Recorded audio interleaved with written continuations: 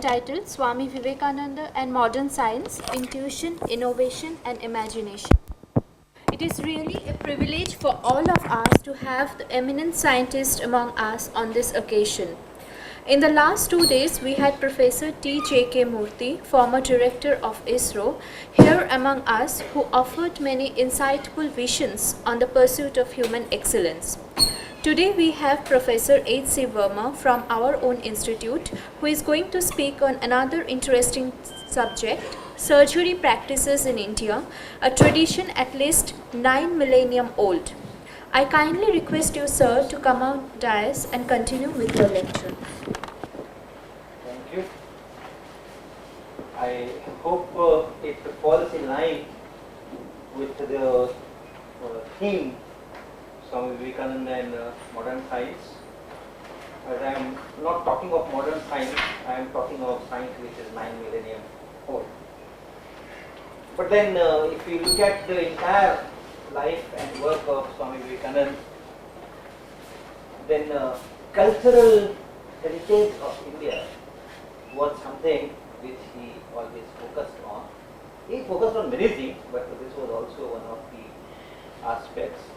So, gaining knowledge and then learning from past, that was part of his work.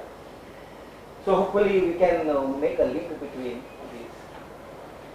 Another thing I would like to tell that I have absolutely no experience of surgery or medical science.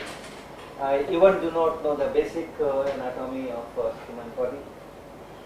Then why did I choose this kind of topic in which I have no expertise? Somehow it all started with a Facebook post. One of my friend at Facebook put a post where he indicated that there were surgery, Rhinoplasty, where a lost nose was restored sometime in 18th century or 19th century, 18th century rather. So that was, and then he wrote that there is a solid, complete description of the whole process which is available. So I started searching that, and that is how I went in fast. And finally I struck upon a book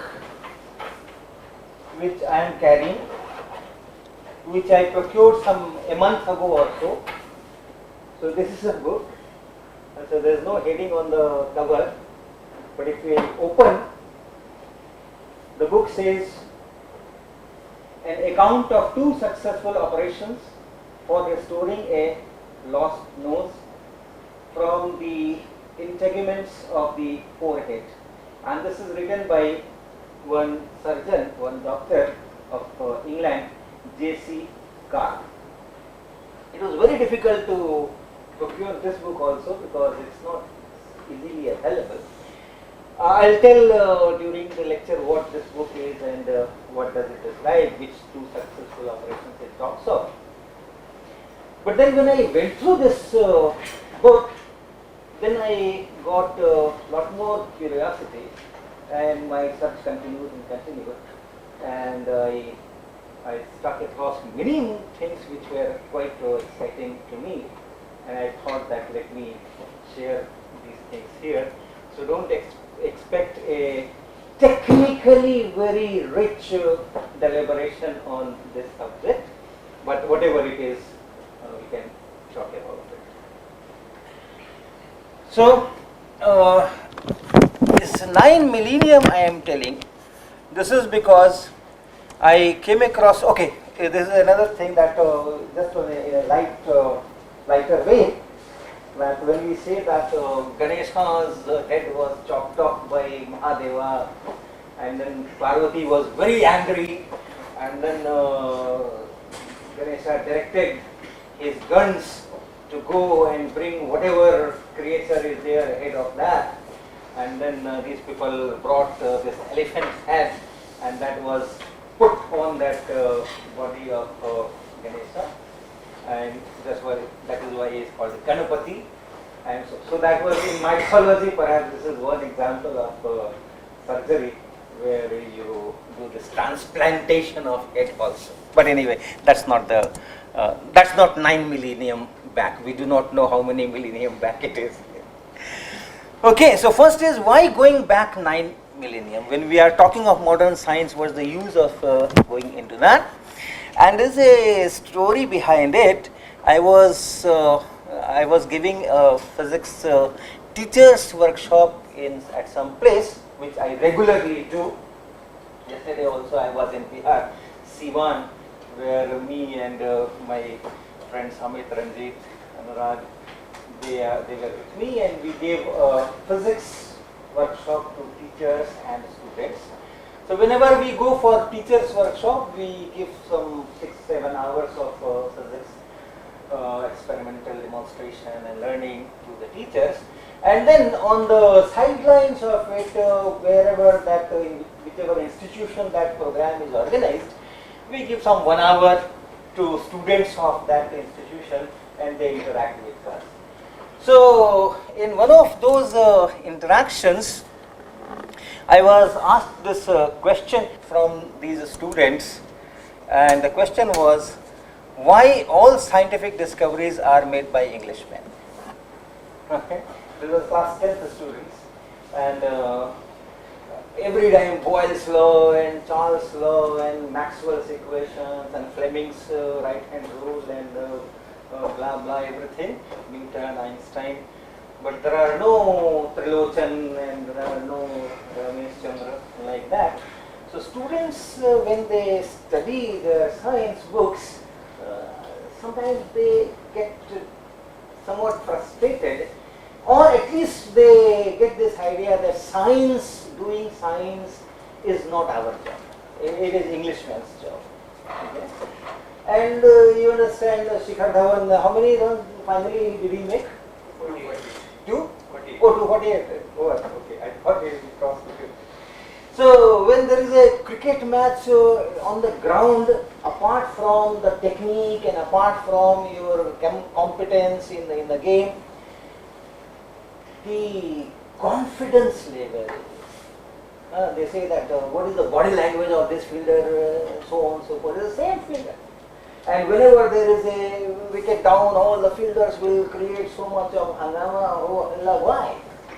They want to somehow your mental zeal, they want to bring it down. They cannot bring down your competence. If you have skills, you have skills. They cannot bring it down. But it matters very much in what psychological conditions you are. If you are not, then we have seen how our team or any team for that matter, for any team collapses. Big stalwarts just collapse. So if our younger generation from the very beginning is going through this syndrome that doing science is not our job, doing science, discovering science is something which Englishmen will do, and our job is only to learn what they do. We have only to learn to cram or to understand and do some practice. That is detrimental to the society, to the nation. So that is one big reason why we should go back. We are made to believe that we are not made for science. Yesterday in C1 I asked this question to the students, that what is India famous for or known for in world? And the immediate reply was for its spiritualism. Right? Later on, when the discussion went on, all Aryabhat and all those things came, but the first reply was for its spiritualism. Now it's very true that yes, India has a very brilliant track record in the field of spiritualism, but if we just confine to that, if we are given this impression that we are good only at that in that sector, we are good only at submitting to God. So that's not true. That is not true. We do have an extremely good tradition of doing science, discovering science, but most of our population think that doing science is something not our cup of tea. And what is the root disease, why it is so? So that I would like to quote these two very famous paragraphs from this Minutes, which is Minutes by Macaulay on Indian education, 2nd of February 1835. It's a long minute, and I just picked up two paragraphs which are very commonly quoted. One is that all parties seem to be agreed on one point, that dialects commonly spoken among natives of this part of India. I don't know which part of India he is talking of, because the whole thing was for or perhaps by that time the East India Company might not have captured the entire India. So whatever the part captured by East India Company that he is perhaps referring, contain neither literary nor scientific information, and are moreover so poor and rude that until they are enriched from some other quarter, it will not be easy to translate any valuable work into them. So there is nothing in this country, in their language no science can be done. So if some science is to be taught to these poor people, it has to be done through some foreign language, and therefore that English being the best candidate, that English education is necessary, and all science education must be done in English, and some valuable work can be put in English, because translation in the native language is once again a futile exercise. So that was the kind of vision this person had, Lord Macaulay, who I am writing Shiksha Bhagya Vidhata, because he decided our fate of education. Pardon? How could he say that? Because he was the head of that particular committee constituted by East India Company to suggest what way Indian education should go. So he submitted his report, and in that report he is telling all these things. Sir, actually the same lines, in one more letter which he wrote to his father, he had mentioned that in India, in order to completely conquer the Indian civilization, right, the only way would be to give an alternative way of education, so that they feel low about themselves. Right. They start hating their own. I am aware of that, but anyway, that is not. Yeah, I am aware of that, but that is not an official document.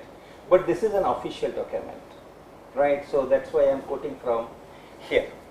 The second paragraph in the same Minutes is this. He is talking of he talked to many persons and many personalities in India and this and that, and then he is telling that I have never found one person among them who could deny that a single shelf of a good European library was worth the whole native literature of India and Arabia.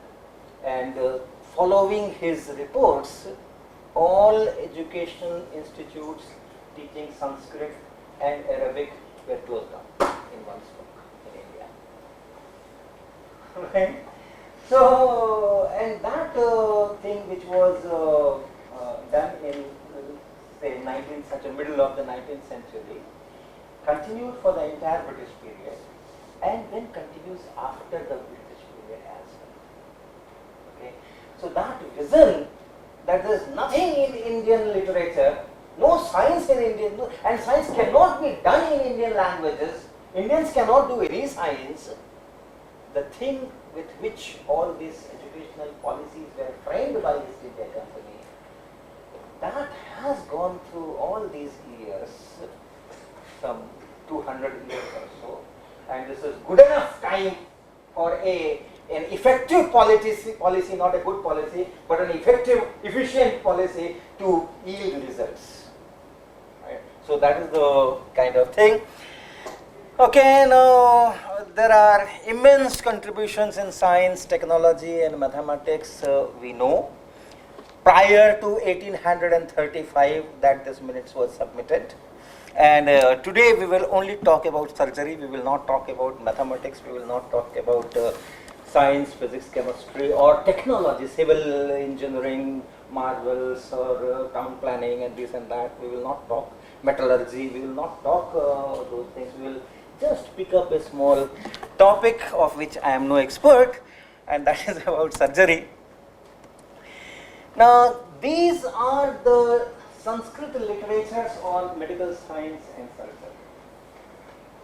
Okay, so this Charak Samhita is one. These are the things which I could find. There may be more. Right? There can be more. So Charak Samhita, which is so well respected today, this people, the estimates vary, the time estimates vary. It goes 1000 BC or 400 BC. Some people estimate 400 BC. Some people estimate 1000 BC or 1200 BC and so on. So, but it's certainly much. This is literature I am talking. I am not talking of the individual reports. These are the Samhitas. Okay, Samhita treatise. These are big treatise. And if you go into that, you will find that it is excellent treatise. Then you have this Sushruta Samhita. Once again, the estimates vary. Some people say that they are contemporary. Some people say that no, Sushruta is later than Charak. So there is a window. Okay, there is a window. Then you have Vagbhat. So Charak, Sushruta and Vagbhat.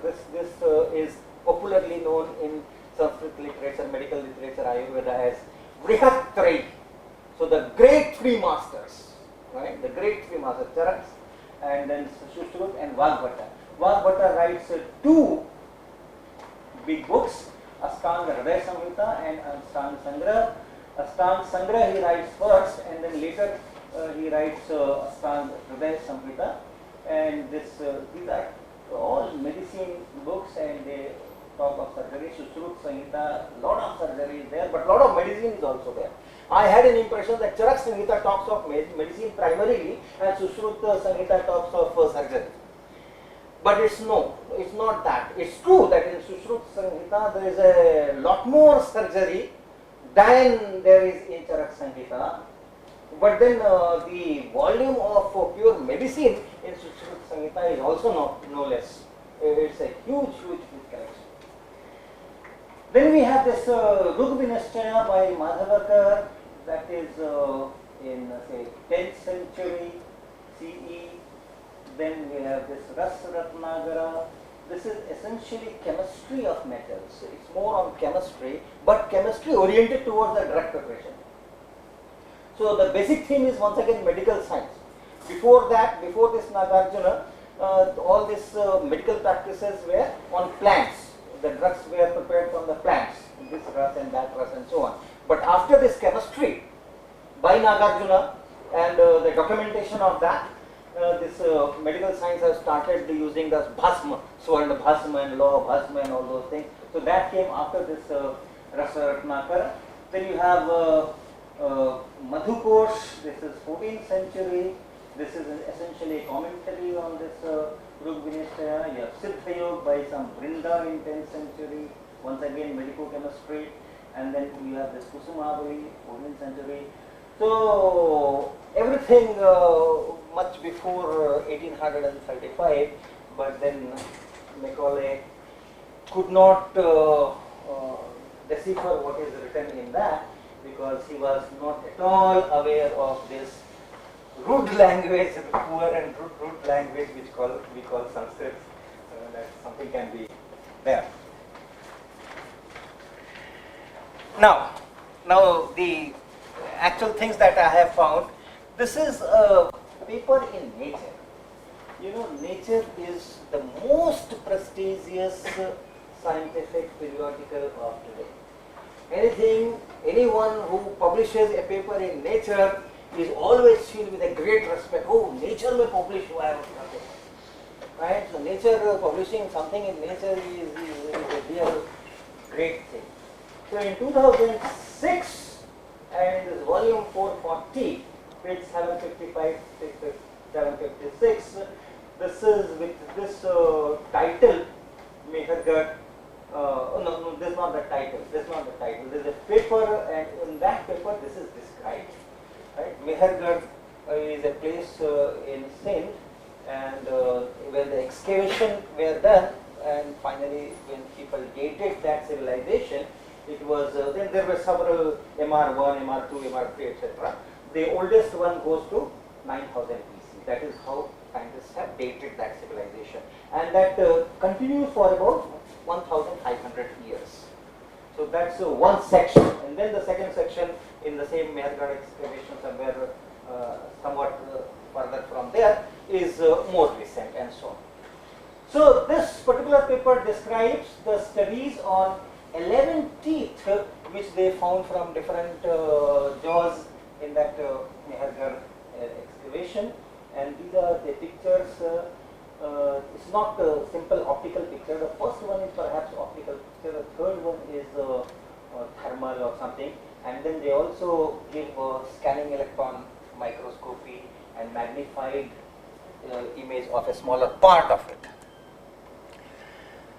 So this is dated 9000 years back, and then it shows that there were drills in those teeth, and the drills were made very systematically, and in one case particularly this tool was surprisingly effective, that they say, in removing rotting dental tissues, and they have found lots of those drills which were used for drilling, and in a very good number. So it was a common practice. It was not just one surgeon doing a surgery. Now, in one of the paragraphs they write, drilling was performed on a living person who continued to chew on the tooth surfaces after they had been drilled. Because if you drill and then you disturb all those things, then over the period of time, some new things will be deposited or excreted or will come up. So by or the geometry will change. So they have found some kind of a rim there, which they interpret that, okay, after drilling, the person must have lived for quite some time, in which this rim has come up by that. That is a very good paper. Okay. So, and then they since they have found it from different places, and so they have told that the oldest was 9000, and then in the intermediate years also they found these kind of teeth, and so the practice continued to about 1500 years or that. All right. Now this last one gives a more complicated nature of that drill that they have found. They say that procedure involved not just removal of the tooth structure by the drill, but also subsequent micro tool carving of the cavity wall by either the operator or the patient. So they have this. So it's not that we just make a drill and take out some substance. After making the drill, they are doing that microsurgery there. They are carving things there. After going straight, then you are doing something there. So it's a more advanced kind of surgery that they have pointed out. All right. So our surgery at least goes to that time, and it's not something which you can learn overnight and start practicing next day. If it has reached to that level where lots of those drill heads are there and so many things have, the evidences are there, that must have taken much more time to develop all those things. Now Sushruta, so I'm going somewhat chronologically, that was 9000 for which I got. Then this is about 1000 BC or 600 BC or so on. The voluminous work is Sushruta Samhita. It has 184 chapters. I have somehow I could find the full version in English, which I downloaded in my computer, and it's very difficult to read all those things. Okay, so there are 184 chapters and describes 1120 illnesses, 700 medicinal plants. So that's what I am telling you. It's not, most of it is not surgery. 700 medicinal plants they describe and their effect on human body. Then 64 preparations they describe, 757 preparations based on animal resources and so on. I don't know whether Sushruta was one person who did all this, or Sushruta was some kind of an institution where all this research was done, and at the end of some 25-50 years, all the findings of that institute has been put in this particular document called Sushruta Sanhita. So we don't know, but there is a really voluminous work that goes with the name of Sushruta. Now it's a long list. How many things they have described in this? It's a very, very long list. I have taken only a little bit of this, of that, and still the whole page got filled up. Now 3-4 which the terms which I was little bit familiar with from that book. It is evident that major abdominal operations were also carried out. Vesical calculi, that stone in bladder, even those days were common, and hence the operation of the removal of vesical calculi was well described in Sushruta Samhita. Okay, so this is one, the stone removal. Then this is very interesting. Once you cut open something, the two parts are to be stitched. So he described this, there are many methods that is described, but this one is very interesting. He had used the heads of giant ants to effectively staple a wound. So he purposely collects the ants and puts it there after the operation for stitching purposes. Effectively staple a wound over instant while performing surgery for perforations. The live creatures were affixed to the edges of the wound, which they clamped shut with their pincers. Then the physician cut the insects' bodies off, leaving the jaws in the place. So they were the stitches. So that is one method of stitching all those things that is described there. And this, I am trying to give all the references from where I have taken this. This is from an article by Dr. Swati Yetke, who is a PhD scholar in this Nagpur institution. And on internet you can get that article at that particular link that I am giving. Similarly, for orthopedics, varieties of dislocations and fractures and this and that and eye diseases, so many eye diseases are described. This was from this particular article, V.K. Raju. This is the Indian Journal of, I cannot speak even. Okay, now for eye diseases, there are 76 different diseases that are described and 51 require surgery, right? And then classification of eye diseases and all those things, and the cataract surgery which is described, which is known as couching in modern terms, and which was used till say 100 years ago. So now this is almost obsolete. Only I learned that in some countries like Africa also it's still done. So they pierce through, and whatever is the opaque thing that develops in cataract, they just make it inside, so that the light can directly go to the retina. Of course, that lens is anyway removed. Okay, people used to put those big lenses after cataract surgery. Now they put plastic lenses there. But this, the operation that they described is that go into that, and whatever is that opaque part which has developed, just put it inside, so that you have a straight path for the light to fall on the retina, and the person can start seeing once again. Of course, the specs are not described in this. So that means there will be some defocusing and all those things, but at least people, that complete blindness will go. Then this is about the ear, otoplasty. Now methods are described for piercing the earlobes that I think many of our level students must have this hole in the earlobe. So that is described how to do that, but that's fine, which is still a widespread practice in India. Now this later part is the surgery. often these earlobes, due to the use of heavy ornaments, that is why all those earlobes are pierced, get considerably expanded. Alright? And in those olden days, even if I go from 50, 70 years back, or in some areas, village, remote village, or those tribes, you will find that very heavy ornaments are there. And therefore, naturally, because of the gravity, that will be extended, elongated, and many times it will be cut open. Right? Now, Sushruta described 15 methods of joining these cut-up earlobes.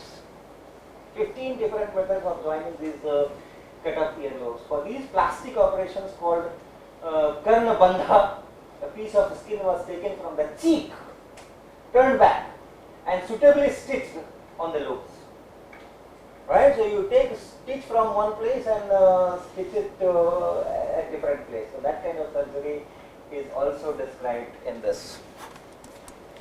Then rhinoplasty is something which I will be talking in this Sushruta Samhita. Essentially, if the nose is disfigured, because in olden days to cut nose was a common punishment. That Lakshman had done that to Surpankha.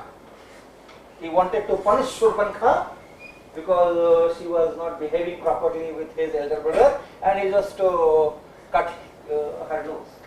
So that nose cutting was a common punishment in those days, and plus then so many wars and all those things. So essentially, Sushruta Samhita this describes if you have lost the nose, how that nose, a new nose can be made for it. And for that they take a proper amount of material from the cheek, and then they make a nose out of that, and that nose is put in place, and rightly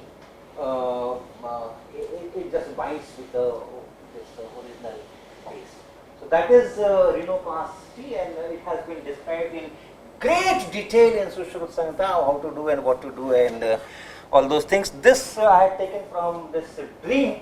Dream is a monthly magazine of Vigyan Prasar. Vigyan Prasar is that DST organization for science communication, and every month they bring out this Dream 2047, right? Dream 2047, 204. That's the name of the magazine. Dream 2047.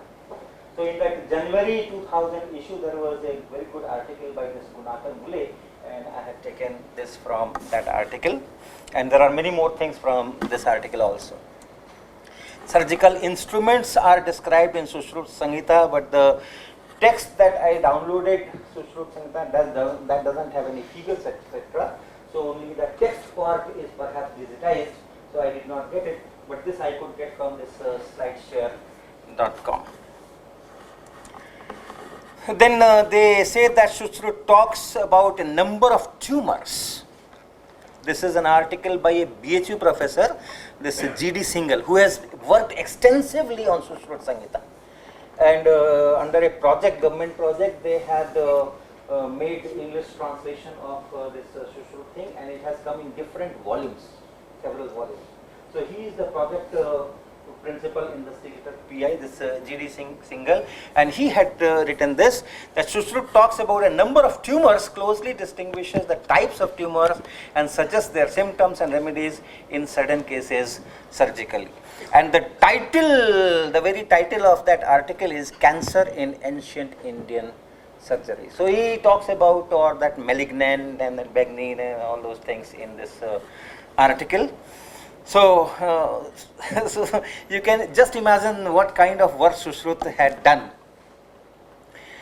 Now it spreads outside India. The first translation of Sushruta Samhita in Arabic by this person, Abel Sabel, in 8th century AD. And the name of that book is Kitab-e Sushruta. Okay, so from here this thing goes out of India, and from Arabic it gets translated into English and goes to Europe. So that's the common route.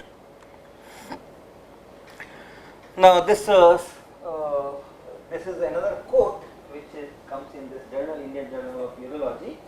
This is 2007 article, January to March 2007, and it says that Arabic medicine was founded on translations from Sanskrit treatises, and in turn European medicine down to the 7th century was based on the Latin versions of those Arabic translations of Hindu medicine. That is how this Sushruta knowledge goes to Europe and other Western countries. Then you have Vagbhat. I am not talking of Charak because there I found little reference of surgery. It's essentially on medicine. But Vagbhat once again, which is 6th centuries AD. Okay, so he also writes an extremely good treatise, Ashtanga Sangraha and Ashtanga Hridaya. So, and these two have earned lot of respect and reputation in the community. Very popular text. In fact, for Vagbhat it is said that extremely rich Ayurveda is there, including surgery, and extremely rich poetic competence is being shown. So he writes in beautiful verses. So you can call it a literature work also and a medical science work also. So this was not in Charak and Sushruta. So Vagbhat, and then it has been okay. If this book has come up, this is legacy of Vagbhat. I think it can be here. No. Recently, this book has come up, legacy of Vagbhat, where this Vagbhat material is reorganized to the wisdom of the author. It's not a translation. It is the same Vagbhat material, but then he reorganizes things, makes tabular forms and figures, and what should come first, what should come next, how to treat things from different places can be combined at one place to make a good start and so on. So this particular book has come up recently, very popular text on medicine. So all Ayurvedic universities and colleges, they are now using this textbook. Now some of the things that has been described in this Vagbhat thing is Yantra Vidhi Adhyaya, use of blunt instruments, then Shastra Vidhi Adhyaya, use of sharp instruments, then this venesection and removal of foreign bodies and surgical operations and this and that. So these are wonderful literatures, and these three people are called Vrihatrayi, the great triad. Okay, Charak, Sushruta and Vagbhat. This is Ashtanga Hridaya owed its great appeal over earlier texts to the beauty of its verses and its masterly style of condensation, logical arrangement of topics, clarity of description and other merits. So this is from a book review. This book was reviewed, and that review came in this journal of Ayurvedic Integral, Medanta, Ayurvedic Medanta Hospital. From there this journal comes, and in that this Rajgopala and this Krishnan, they had written this book review on this legacy of Vagbhat. The author is this M.S. Walia Khan.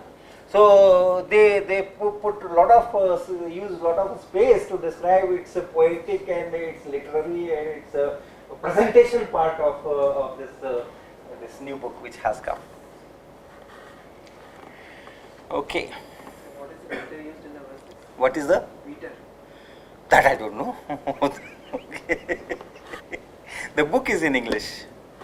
The original is in this verse form. It's Sanskrit.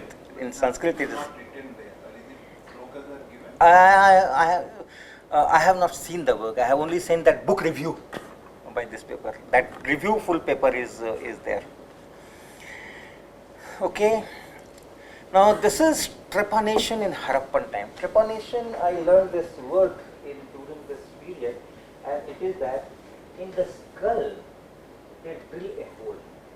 It is still practiced at some places, and the debate is going on whether it is to be done or it is not to be done. So there are people who say that it's a good practice and it's for the benefit of the patient, and it has this benefit and that benefit.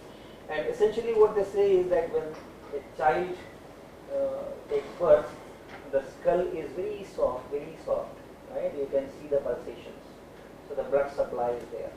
But as one grows up, this becomes hard, and after that the pulsation stops and the blood supply doesn't come up.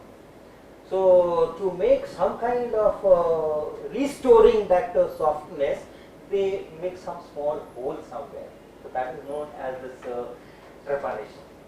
So they say that this can ease out your anxiety and can do this and can do that and so on. And in the entire all kinds of civilizations, ancient civilizations, millions of years ago, people have found skulls with these holes. Right. So the reports were there from many other areas, but recently they have found this. This picture is from Current Science. Yeah, it's from Current Science.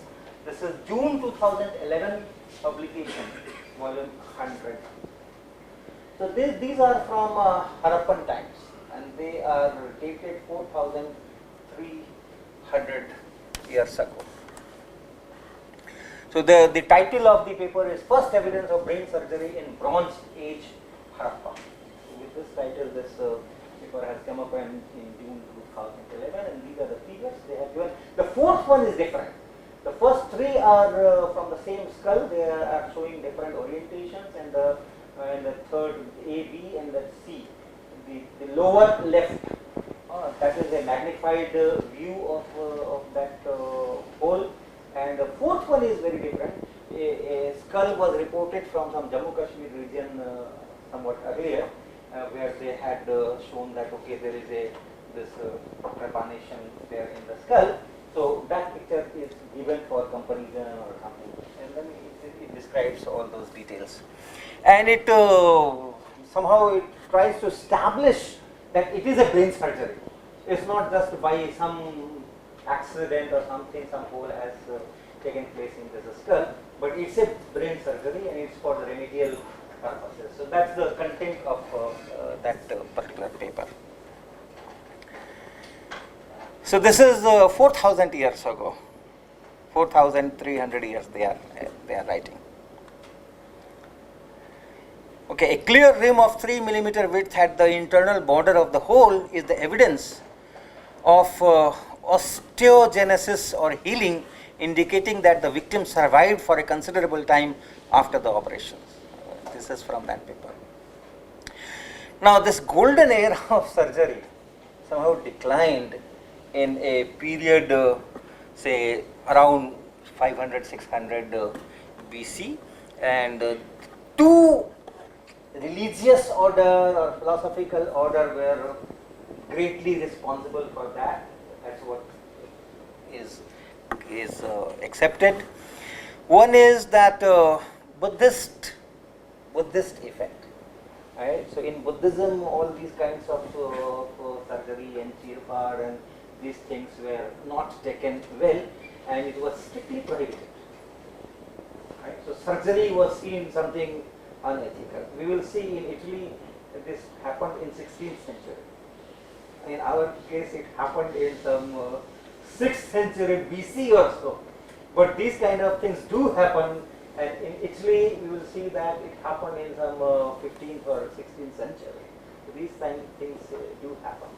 So this was one, that respect for a surgeon, that was absolutely killed, and this person, a surgeon, was seen as something who is unethical and immoral and So, but Vagbata was Buddhist, he had converted to Buddhism, one particular type of okay. That's why his book is not like in a particular month. Okay. I'll find out. I'll find out. Good. Please give these informations to me so that I can enrich. As I said, that all these things are say a month work. And the other thing, prevalent thing was this Manusmriti, the totally other side of the story. There also it was not strictly prohibited, but it was not respected as well. So they prescribed special rituals for purification of surgeons. If you are doing surgery, you are doing something wrong, and therefore you have to do this yajna or this prayachita or this thing or that thing because you have done something which is not acceptable. So these things took out the glory of this surgery. So contact with blood and pus, these things were supposed to be banned. But then this whole or part of it, part of this vidya, part of this knowledge was carried forward in time by this low caste, so-called low caste people, Kumhar. Okay, Kumhar, the potters, which make from the mud, they make all those pictures and all those things. So that particular caste, they took up and they were treated in the society as low caste, untouchable, this, that.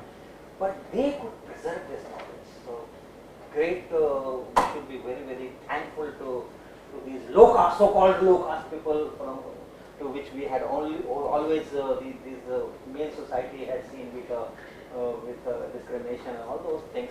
They could keep this knowledge alive, otherwise it could have just gone. Is there any evidence for that? Yeah, there are evidences. Yeah, there are evidences. Yeah, so okay, yeah, there are. I'm just, whatever I have gotten, right? Alright, so it was by these people, and then it passed from the Europe after about 2000 years. So till that time, all this teaching of Sushruta and its practice. The book is always there, but it is practiced, and that practice continues. And then 2000 years after it goes to Europe. So for that intermediate period, they could keep it alive. It's a tremendous contribution of these people. Alright, so the beginning of modern plastic surgery, that is where this book comes. The author of this book is this Dr. Joseph Karper, J.C. Karper, and this is the portrait of this person. Right, so this is an English surgeon and excellent teacher of anatomy, a very famous surgeon in England. His classes, he used to give classes, informal classes. And in that informal classes, lots of students used to come, and he was praised like an excellent teacher and this and that. So he learned about this Indian technique of nose replacement, and how he learned that also I am going to tell.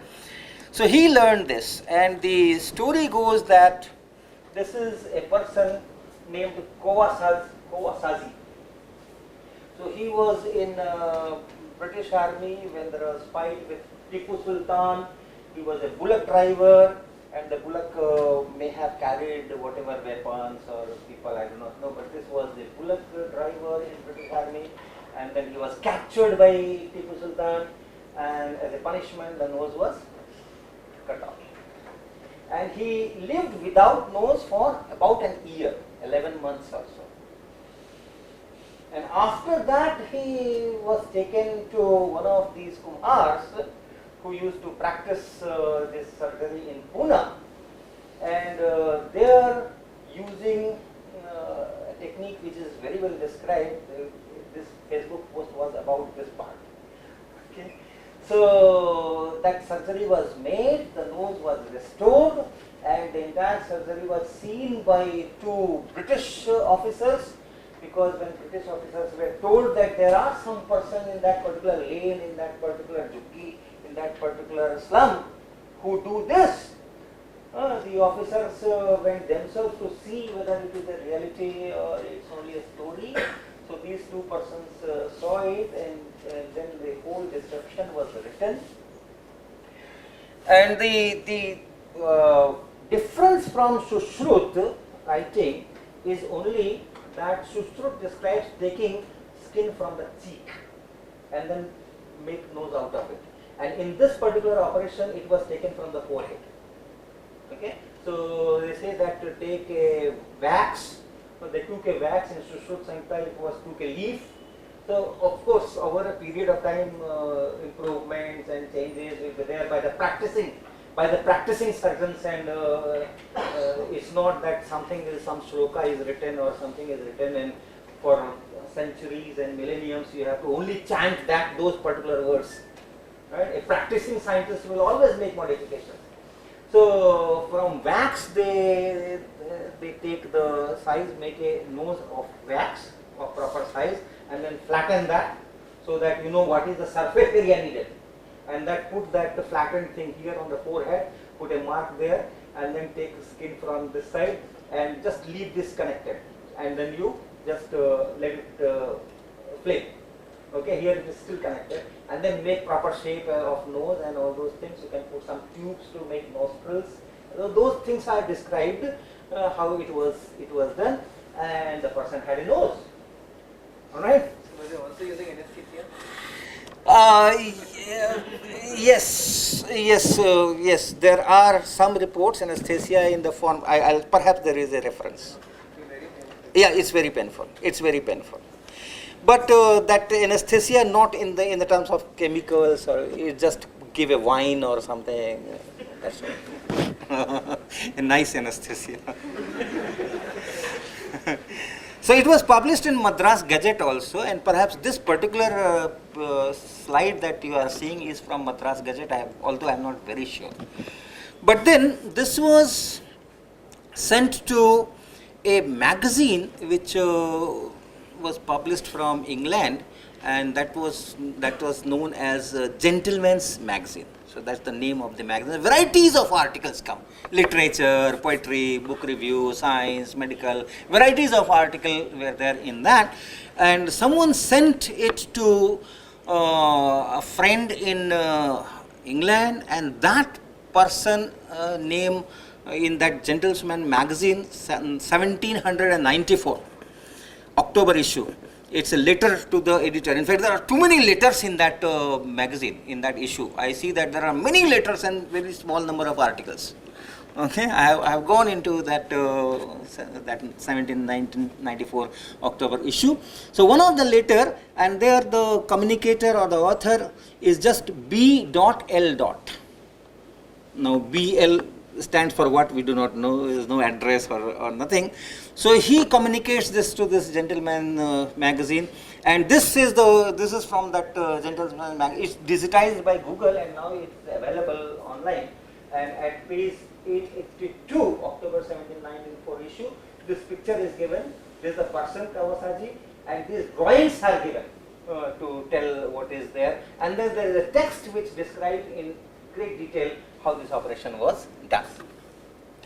So this is the slide that is there in this Gentleman's magazine.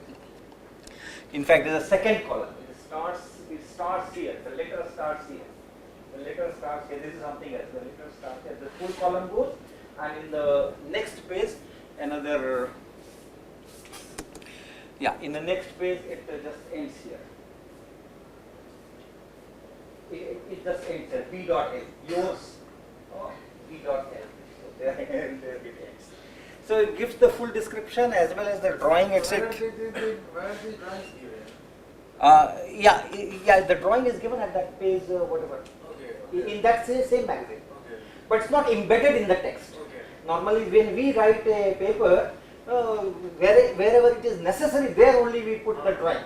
But in this magazine, this drawing is separate and the text is separate, but at the same. All right. So now this J.C. Karp, which is a surgeon, he looks at, many people looked at it and they were all shocked and surprised and excited, and this particular person got really interested in the method. And then he made all use of all the contacts that he had in India, people going there and coming there.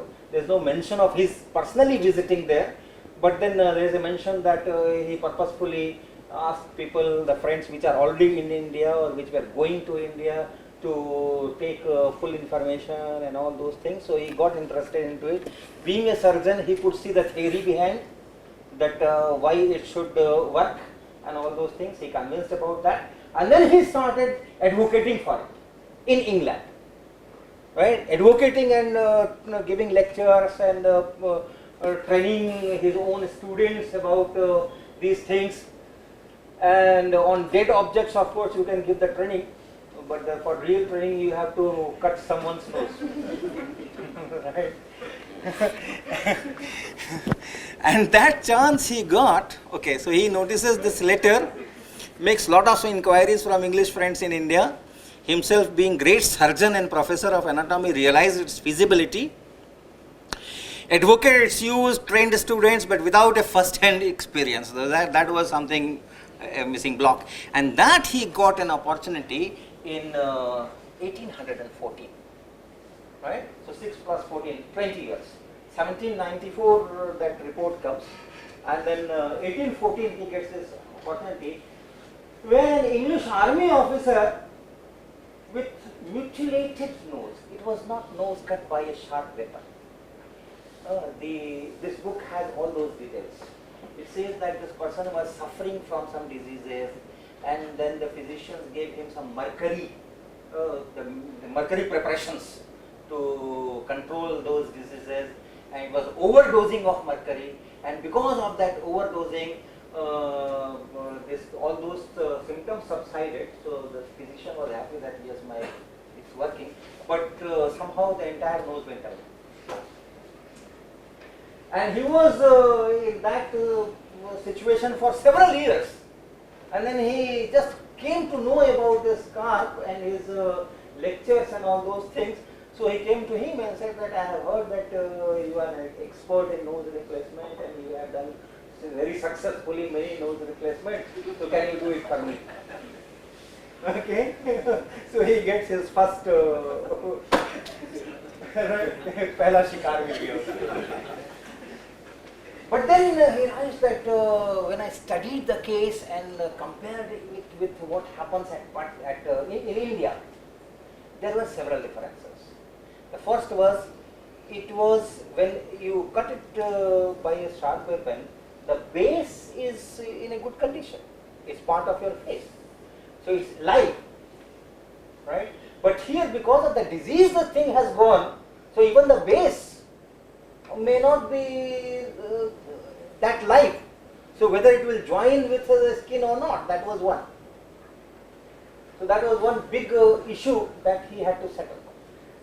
So he told the patient that, okay, you are the first one, so don't have that much faith in me, but yes, I am very sure that it will be successful. So, but it's not that I had done many successful operations, so all those things he told.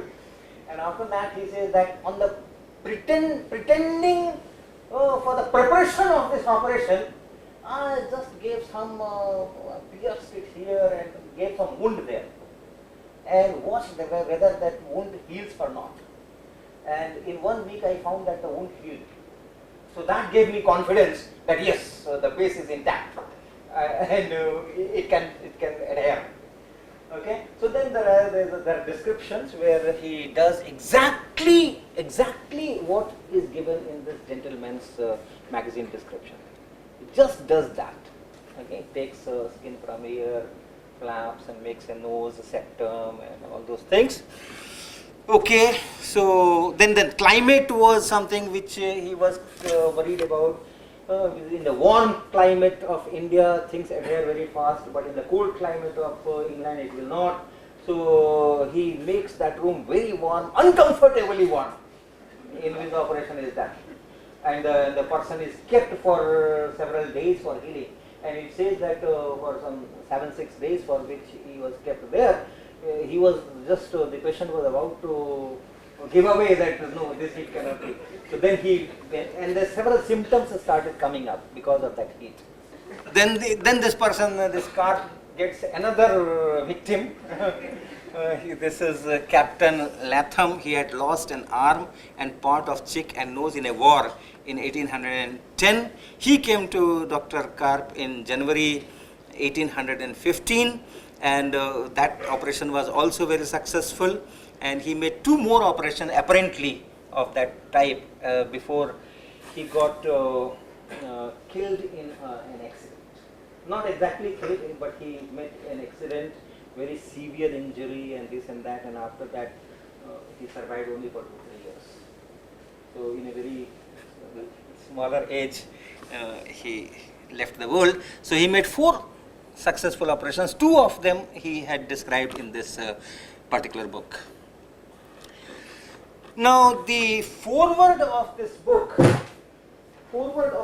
is written by another great surgeon, and this is this Frank McDowell, and in the foreword he writes, Karp's book carried knowledge of the Indian method to the rest of the West, and many great surgeons in England, Europe and America realized that they might branch out from ablative to reconstructive surgery.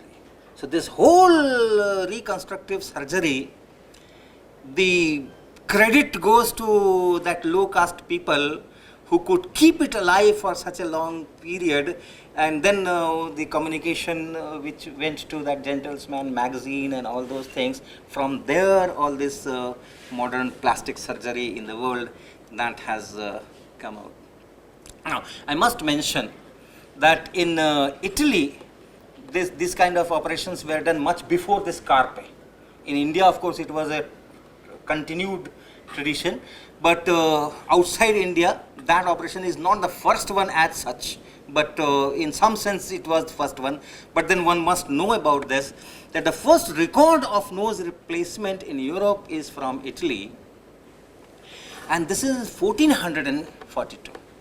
Right? This was the operation by Karp was 1814, and this operation which is recorded means which is described in a written form, that was in 1442, where some surgeon carried out this type of thing, and the method was very similar to what is given in Sushruta Samhita. They used to these people took skin from the cheek, right? So that it was quite close to what is described in Sushruta Samhita. But then it went on for a very short period. His son also used practice this thing, and then he modified it. He took skin from the arm. So naturally, if you practice, you will definitely modify and change and improve. So it was there. But the real wave was generated, or respect was generated, or people were informed when it was taken up by this person, Gasparo Tagliacozzi. This is 1546 to 99, that is his period.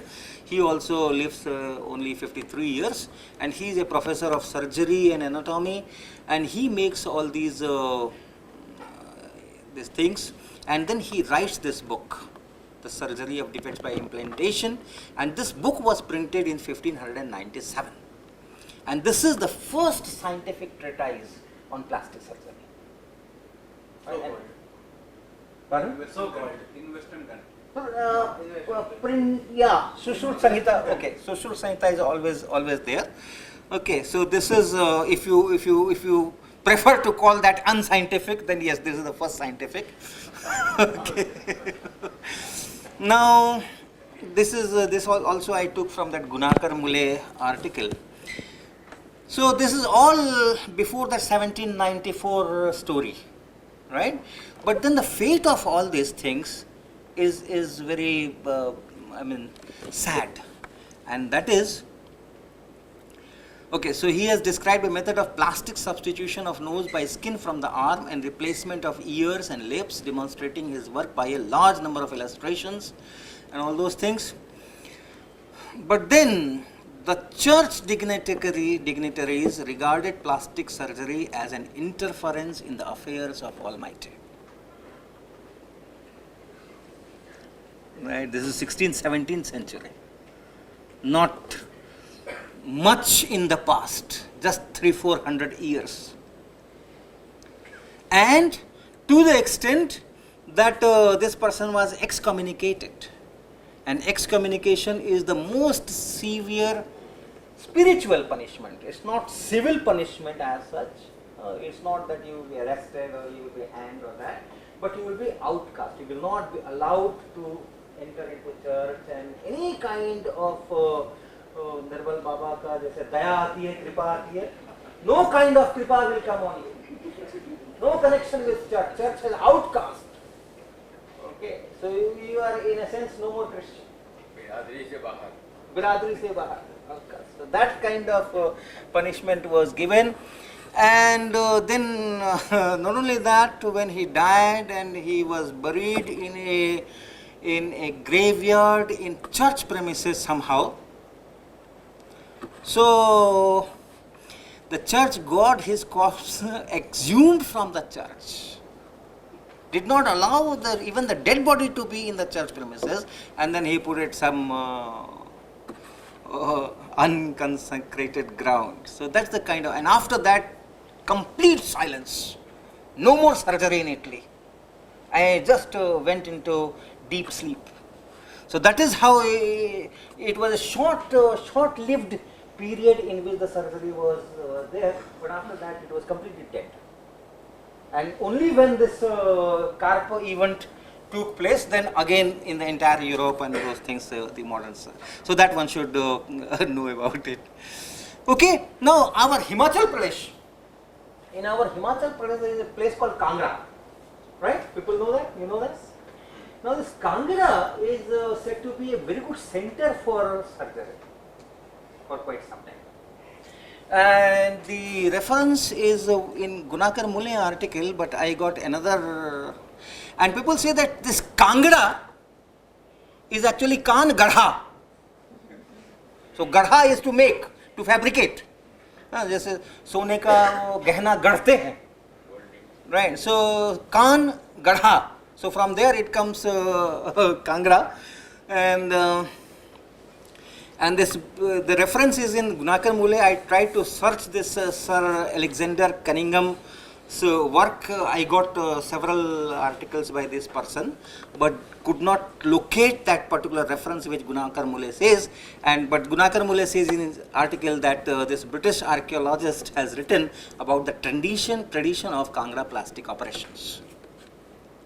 Alright, but then this is a GK book, general knowledge book, by Bright Publication. Bright Publication is very common in all of the India.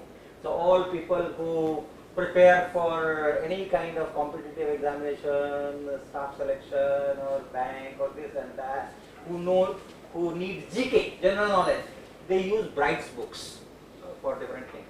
So this Bright Publication has a book, GK book on Himachal Pradesh. And in that book, it is he gives a reference, or he gives this word during the regime of Sansar Chand. Kangra became an important center of commerce and art. Plastic surgery, gold and silver work, stone carving, etc. became well known. So this I could find in Sansar Chand is a ruler. But which period? Which period? Yeah, it is 1700 something. The fag end of Mughal Empire, right, after Aurangzeb.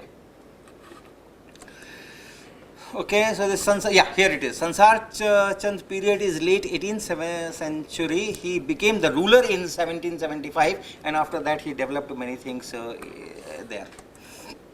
So that's the period. And then the Gunakar Mulya writes, although I could not get a first-hand reference for that, but Gunakar Mulya's article says that in the reign of Akbar, a Vaidya named Bidha used to do plastic operations in Kangra. So it was there. Okay.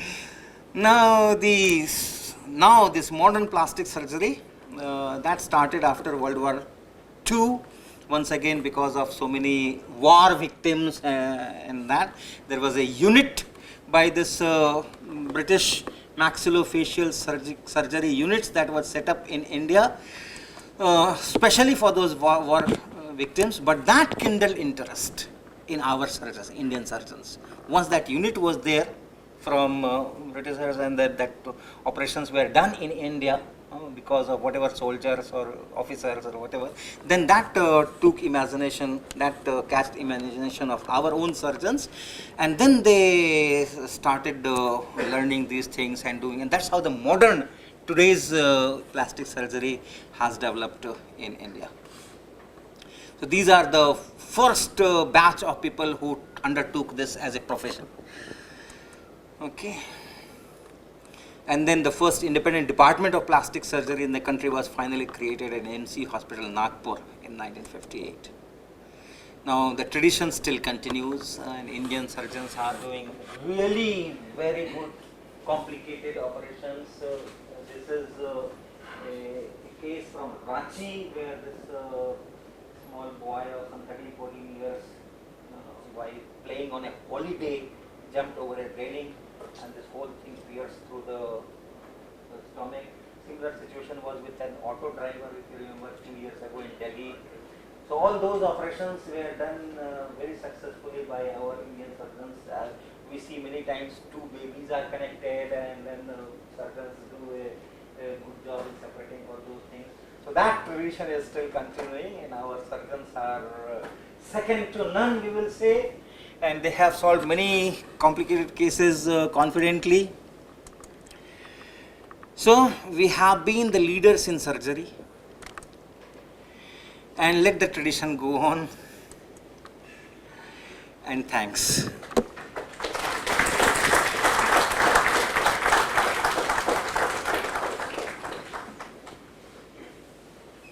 Questions, if any?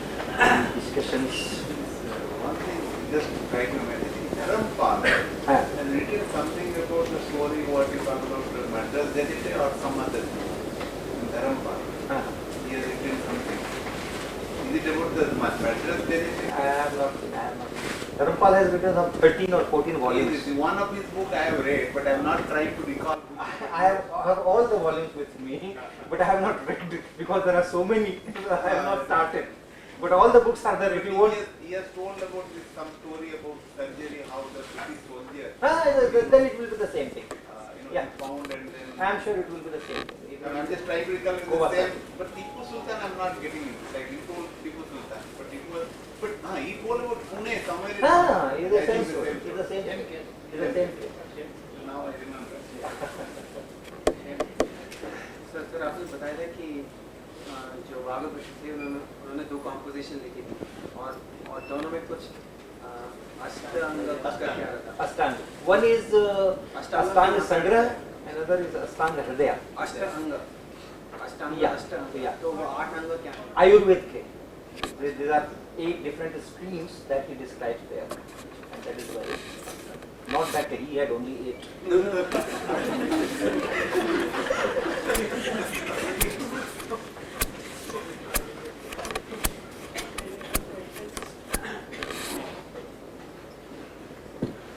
Given the fact that there were so many wars taking place in our older times, I think there is always many of them must have been operated since the history of wars is not very new. So for thousands of years, probably there have been war victims and they have gone through some form of surgery.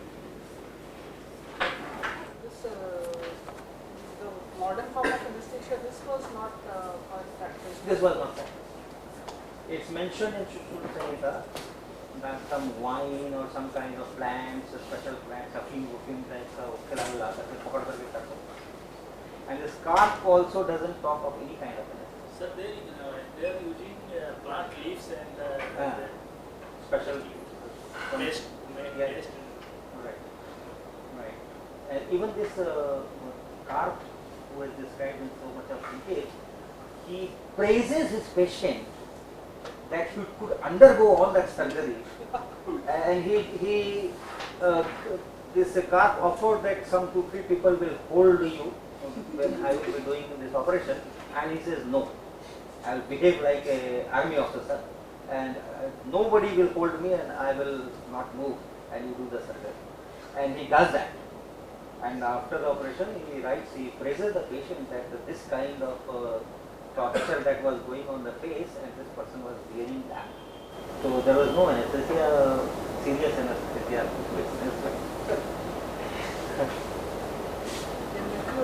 I recall that in Michel Derino's lecture, he also showed the case of serpent bites and how even I think few Kerala. days back in Kerala also he shot that video. He showed, so those kind of cases were there, I think, for ages and ages. And we always had very instantaneous kind of treatments available. Not that you have to like undergo remain in the poisonous state for a long time.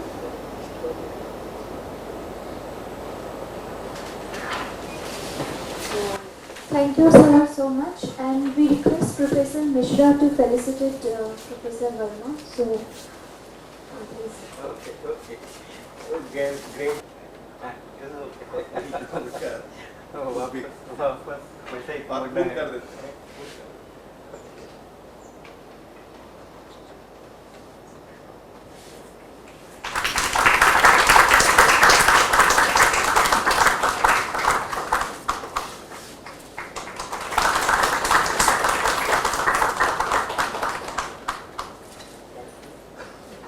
Thank you very much for listening. This novice person. Thank you, sir.